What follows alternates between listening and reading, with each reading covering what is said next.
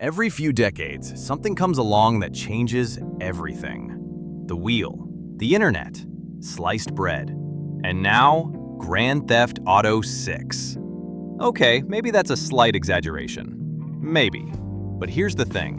When GTA 6 drops in November 2026, it won't just be a great game. It will quietly, permanently, and completely destroy every open-world game that dares to exist after it. And most of those studios have absolutely no idea what's coming. So before I start making enemies in the gaming industry, let me first establish exactly what we're dealing with here. Because I think a lot of people hear GTA 6 is big, and they nod along without truly processing what that actually means. This game has been in development for approximately 12 years. 12 years! Some of you watching this were in elementary school when Rockstar started building this thing. The PS3 was still relevant. Gangnam Style was a new song. Let that sink in for a second. And the budget, oh, the budget. Estimates put GTA 6's development cost somewhere between $1 and $2 billion. For context, most AAA games cost somewhere between $1 and $300 million to make. Rockstar looked at that number, said that's cute, and spent roughly 10 times that amount on one game. But it's not even the money that's the scary part. It's what they actually built with it. The trailers alone have shown us NPCs that react dynamically to everything around them, weather systems that affect gameplay in real time, a living, breathing version of Vice City where every corner feels like it has a story already happening without you in it. We're talking about a world so detailed that Rockstar apparently spent years just on the water physics. Water. Most studios can't even get their main characters to walk upstairs without clipping through the floor, and Rockstar is over here perfecting the way a wave hits a beach. This is what we're dealing with. This is the bar, and everyone else has to clear it now. Here's where things get interesting. And by interesting, I mean deeply uncomfortable for about half the gaming industry. See, there's this thing that happens when a product completely redefines its category. People's brains recalibrate, their internal measuring stick shifts, and from that point forward, everything gets judged against the new standard, whether that's fair or not. Let me give you an analogy. Imagine your whole life you've been eating microwave pizza. It's fine, you enjoy it, it does the job. Then one day, someone sits you down in front of a proper, handmade Neapolitan pizza, wood-fired, fresh ingredients, the whole thing. You will never enjoy microwave pizza the same way again. It didn't get worse, your standards just got better. That is exactly what GTA 6 is about to do to every open-world game on the market. Take Assassin's Creed, for example, Ubisoft's flagship open-world series, where the map is absolutely enormous, lovingly detailed, and completely stuffed to the brim with 1,000 icons of things you will never actually want to do. Climb this tower to reveal the map, collect these feathers, do this fetch quest, talk to this NPC who stands in the exact same spot every single day of his fictional life with the emotional range of a parking cone. That was fine when nothing better existed, but GTA 6 NPCs reportedly have schedules, jobs, relationships. They remember things you did to them. They exist in the world as if they have somewhere to be. Meanwhile, Ubisoft's NPCs are still loading a 2-second animation every time you walk past them. Groundbreaking stuff, really raising the bar over there. And before the CD Projekt Red fans come for me, yes, Cyberpunk 2077 recovered. Yes, it's a great game now. But let's not forget that at launch, it was so broken on last-gen consoles that Sony literally pulled it from the PlayStation Store.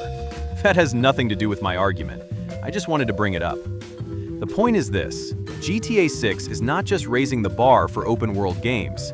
It is picking the bar up, launching it into the upper atmosphere, and leaving everyone else on the ground squinting up at it. And that is a problem nobody asked for. Now I want to be fair here. I genuinely do. Because what I'm about to say isn't really the fault of these studios. It's just math. Building a modern open-world game costs anywhere from $100 to $300 million and takes 4 to 7 years on average. That is already an enormous undertaking. That is already a massive financial risk, and most studios are doing the absolute best they can with what they have. But Rockstar spent $2 billion and 12 years. That is not a competition. That is a nature documentary. That's the bit where the camera zooms out and you realize the thing you thought was a rock is actually a whale. Let's take Ubisoft. Poor, struggling, perpetually reorganizing Ubisoft. This is a company that has released something like 47 Assassin's Creed games in the last decade, each one innovating boldly by adding a new historical setting and removing a feature fans actually liked. Ubisoft's entire company is worth less than what Rockstar reportedly spent just on GTA 6's development. Let that marinate for a moment. They cannot compete with this, not because they're lazy, though sometimes they are, but because they physically, financially, structurally cannot build what Rockstar built. The resources don't exist at that studio. Then there's Bethesda, beloved Bethesda, home of Skyrim, which they have now released on approximately every device, including a smart refrigerator. Starfield came out in 2023, and the kindest thing I can say about its open world is that technically, space did exist in it. Truly, the detail was staggering. 18 quintillion planets, and somehow all of them felt like a parking lot. And these are the studios that now have to release open-world games in a post-GTA 6 world. I don't say this to bury them.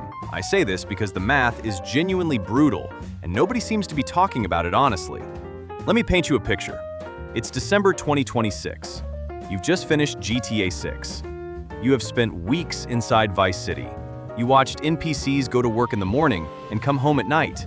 You caused a traffic accident and watched the whole block react to it in real time.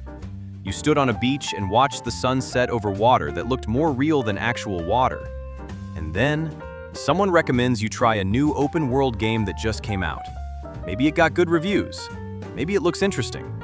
So you boot it up. And within 5 minutes, you notice the NPCs are just standing there.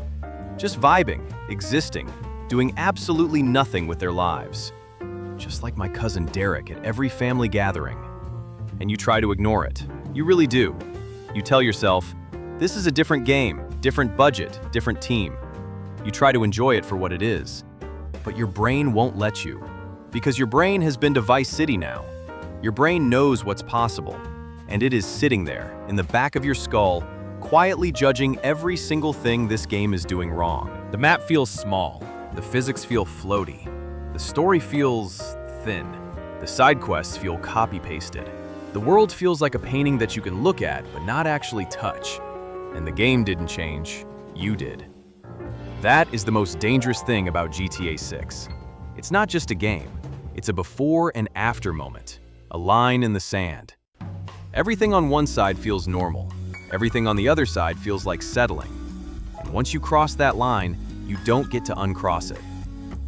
Okay, here's where I flip the whole thing on you. Because I've spent this entire video acting like GTA 6 raising the bar is some kind of tragedy. And I want to ask, is it though? Think about how many mid-tier, bloated, copy-paste open-world games have released in the last 10 years. Games that were fine, perfectly acceptable, 3 out of 5 stars, existed, got played, got forgotten. Maybe the genre needed this. Maybe the gaming industry needed something so impossibly good that it forced every studio to either genuinely innovate or get out of the open-world business entirely. Because here's the truth. Nobody actually wants another map full of towers and fetch quests. We want worlds that feel alive. We want stories that matter. We want games that respect our time and reward our curiosity.